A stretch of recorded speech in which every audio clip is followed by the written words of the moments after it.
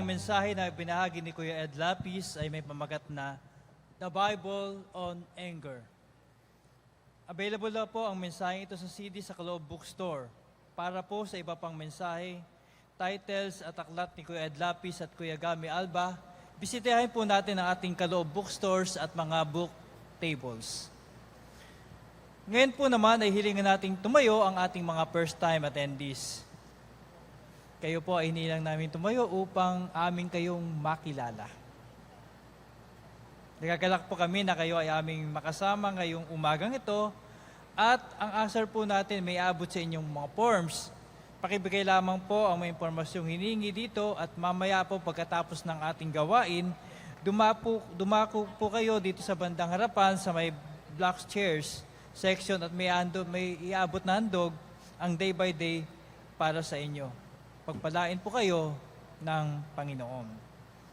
Sa lahat po ng mga prayer concerns, ipinapaalam po namin sa inyo na meron po tayong prayer team na nakahanda po kayong ipanalangin. Pumunta po lamang kayo sa gawing likuran sa may orange chair area. Pagkatapos po ng ating panambahan, meron pong prayer team doon para kayo po ay may panalangin. At para naman po sa mga gustong makibahagi o sumali sa iba't ibang ministry dito sa Day by Day, meron po tayong Ministry Seekers Booth na matatagpuan din sa gawing likuran, katabi ng prayer ministry table. At salamat po. Today's activities, tingnan po natin sa mga nais pong mag-aral sa ating pong Sunday School. Ito po ay ginaganap dito sa main hall, yellow chair section tuwing linggo, pagkatapos po ng ating first worship service. Abangan ang mga darating na gawain ngayong buwan ng Setyembre. Para po sa mga nagbabalak o malapit ng ikasal, magkakaroon po ng kasalan seminar sa darating na September 24.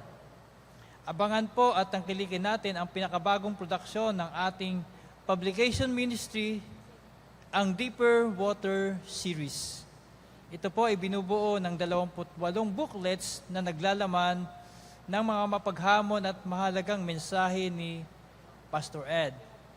Ilulunsod po ang complete box series na darating na Manila International Book Fair na gaganapin sa SMX Convention Center sa SM MOA September 13 to 17, 2017. Available po ito bilang isang kumpleto o hiwa-hiwalay na serye.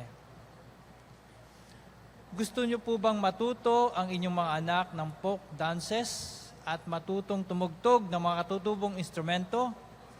Isali po ninyo sila sa Caloob Turuan para sa Kabataan. Para sa mga kabataang edad 6 hanggang 14 na taong gulang, magpa-register po sa main entrance o kaya sa Day by Day office. At para po sa ating huling mensahe, para sa mga detalye ng iba pang gawain, kumuha po ng CP ng ating araw-araw newsletter o makipag-ugnayan lamang po sa Day by Day office. Magandang umaga po sa inyong lahat at magkita-kita po tayo muli sa darating na Miyerkules sa Everybody's Worship alas 7 ng gabi dito po sa Bulwagan ng Panginoon. At para po sa karagdagang balita, panoorin po natin ito. Inaanyayahan ng Day by Day Sports Commission ang lahat ng mga basketball players and enthusiasts sa pinakahihintay na basketball league.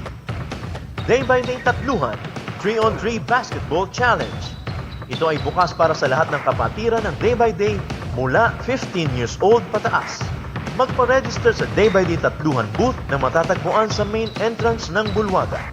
Connect with us on Facebook at Day by Day Basketball Fellowship to get updates, schedules, and to connect with other Day by Day ballers. Day by Day Tatluhan, 3-on-3 Basketball Challenge. Visit the Day by Day Tatluhan booth for more information.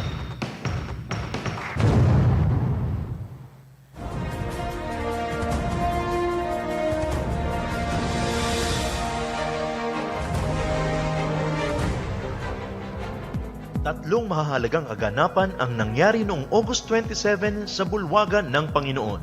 Ang Day by Day Cares Healthcare at Kalingap Ministry ay nagsagawa ng Health Forum sa The Masters Hall.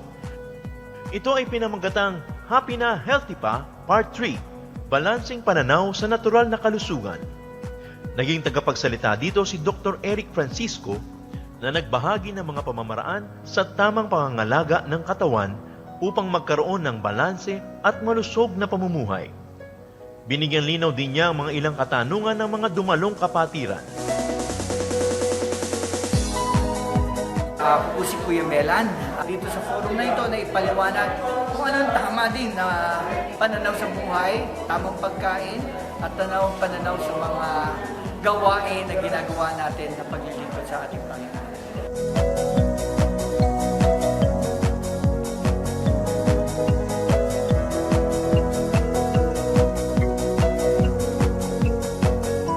Sa pangunguna naman ng ating Juris Ministry, ginanap sa Silid Kaliwanagan ang Manapot. Dito tinalakay ang mga legal na paraan at usapin tungkol sa inheritance, heirs, at last will and testaments. Naging tagapanguna sa forum na ito si Attorney Justin Sukgang. Nagtapos ang gawain sa isang open forum.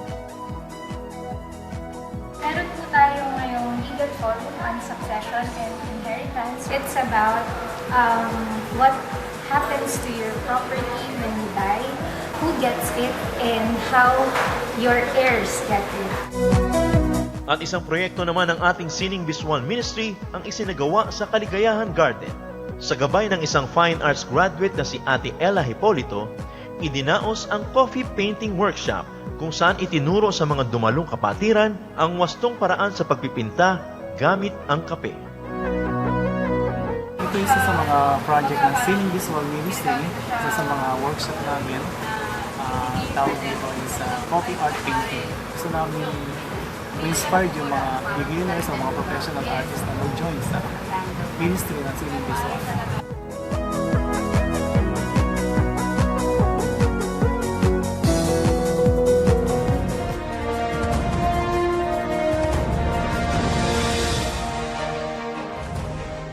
Tayo po'y tumayo para sa ating pangwakas na panalangin at palakpakan po natin ang ating Diyos. Aming Diyos, aming Ama, tunay po kayo ay punong-puno ng biyaya para sa aming lahat. Lagi kang nandyan kapag kailangan ka namin. At sa totoo lang, aming Diyos, hindi ka marunong humindi.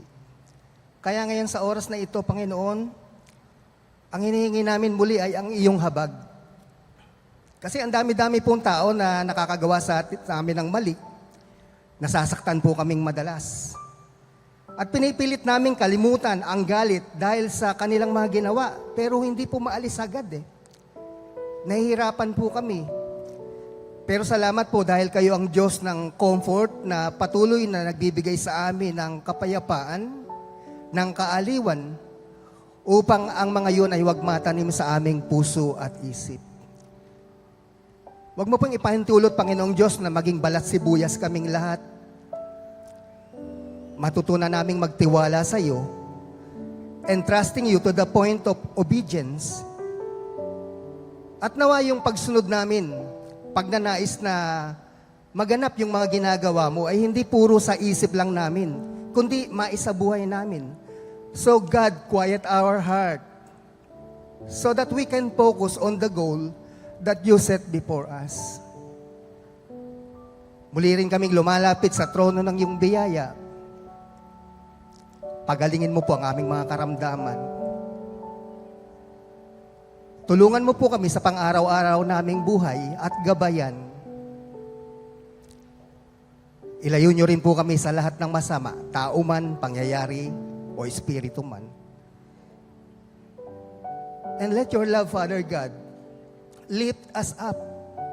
Kasi kung wala po yung pag-ibig ninyong yan, wala rin naman po kaming mararating sa buhay namin ito. Kaya ipinagkakatiwala namin sa inyo ang aming buhay. Kayo po ang manguna sa amin, kumilos. At ngayon sa aming pagtatapos, basbasan niyo po kami aming Diyos. Paliwanagin po ninyo ang inyong mukha sa aming lahat. Mga kapatid, tanggapin natin ang mayamang bendisyon ng ating Ama na nasa langit. Ang kanyang biyayang pagliligtas sa bawat sandali ng ating buhay.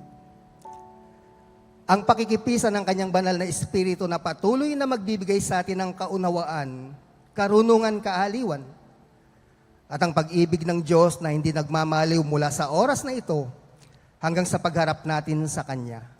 Lahat ng ito sa pangalan ni Jesus.